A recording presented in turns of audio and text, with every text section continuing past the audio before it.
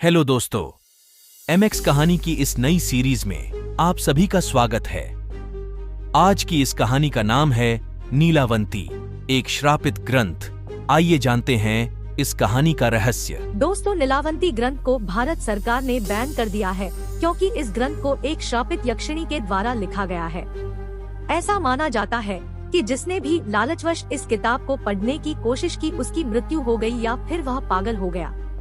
जब बहुत सारे मामले आने लगे तो भारत सरकार ने ग्रंथ को पढ़ने पर पूरी तरह से बैन लगा दिया।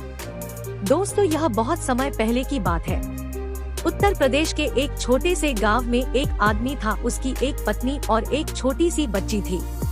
जब वह बच्ची 5 वर्ष की हुई तो उसकी मां की मृत्यु हो गई। इस बच्ची का नाम नीलावंती था।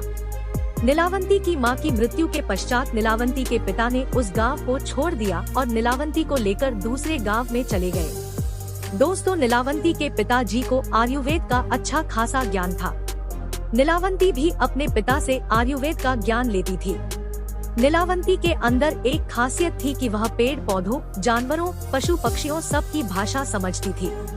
यही नहीं, नीलावंती के स्वप्न में शैतान भी आते थे और नीलावंती को जमीन के नीचे गड़े हुए धन दौलत के बारे में जानकारी देते थे। लेकिन नीलावंती के अंदर उसके पिताजी के अच्छे संस्कार थे, इसीलिए वह सब कुछ जानते हुए भी धन दौलत जमीन के नीचे से खोदकर नहीं निकालती थी।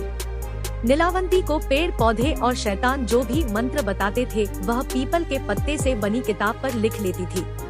जब नीलावंती 20 से 22 वर्ष की हो गई तब जो भूत प्रेत नीलावंती के स्वप्न में आते थे वो हकीकत में सामने आने लगे।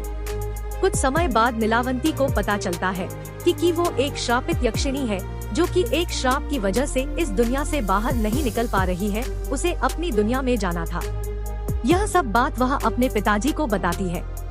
तब उसके पिताजी उससे कहते हैं कि बेटी, यदि तू इस दुनिया की नहीं है और किसी श्राप के कारण तू इस दुनिया में फंसी हुई है तो मैं तुझे नहीं रोकूंगा, आथा तू स्वेच्छा से यहाँ से जा सकती है।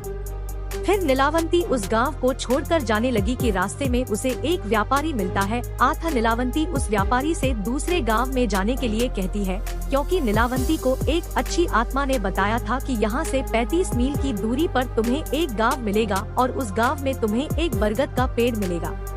वहीं से तुम्हें अपनी दुनिया में जाने का रास्ता मिलेगा। इसके अलावा तुम्हें अपने रक्त के साथ साथ पशु पक्षियों की भी बलि देनी होगी। इसी को ध्यान में रखते हुए वह नीलावंती उस व्यापारी से उस गांव में चलने के लिए कहती है। वह व्यापारी नीलावंती को देखकर मंत्रमुग्ध हो जाता है और कहता है कि मैं तुम्हें उस गांव में छोड़ दूंगा, लेकिन बदले में तुम्हें मुझसे शादी करनी पड़ेगी। नीलावंती ने व्यापारी के सामने मुस्कुराते हुए कहा कि ठीक है, मुझे मंजूर है, लेकिन मेरी एक शर्त है कि रात के समय मैं तुम्हारे साथ नहीं रहूंगी। मैं कहाँ जाती हूँ, क्या करती हूँ, इसके बारे में तुम मुझसे कुछ नहीं पूछोगे। व्यापारी ने कहा कि ठीक है, मुझे मंजूर है। उसके बाद वह व्यापारी नीलावंती को अपने बैलगाड़ी में बिठाकर उस गाँव में ले गया। फिर शर्त के अनुसार नीलावंती ने उस व्यापारी से विवाह कर लिया। रात के समय नीलावंती प्रतिदिन बरगद के पेड़ के नीचे तंत्र मंत्र करने के लिए चली जाती थी। वहाँ पर वो अपना रक्त और पशु पक्षियों की बलि भी चढ़ाती थी। एक दिन रात के समय जब नीलावंती तंत्र मंत्र उस बरगद के पेड़ के नीचे कर रही थी, उसी समय उस गांव के कुछ लोग नीलावंती को पशु पक्षियों की बलि देते हुए देख लेते हैं और उस व्यापारी को जाकर सारी घटना की जानकारी देते हैं। जब अगली रात को नीलावंती अपने समय के अनुसार रात में तंत्र साधना के लिए निकलती है तो उसके पीछे पीछे वह व्यापारी भी चला जाता है और नीलावंती को तंत्र साधना करते हुए देख लेता है।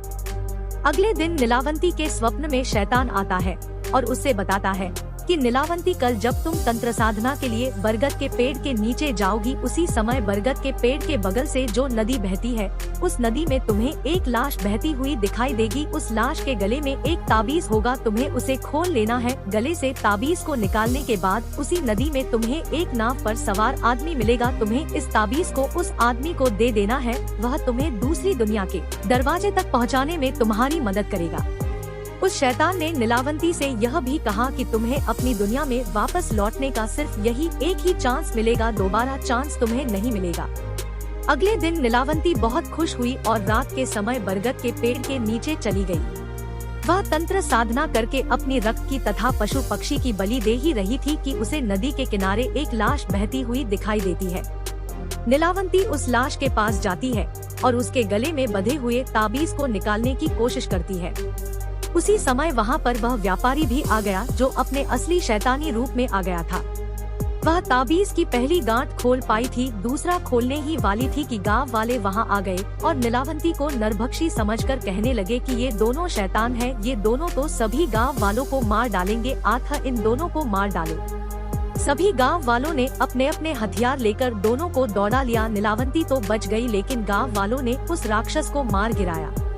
राक्षस होने की वजह से वह दोबारा जीवित हो उड़ा और नीलावंती के पास आकर बोला कि तुम मुझे ये किताब दे दो जिसमें तुमने मंत्रों को लिखा है, और मुझे कुछ नहीं चाहिए।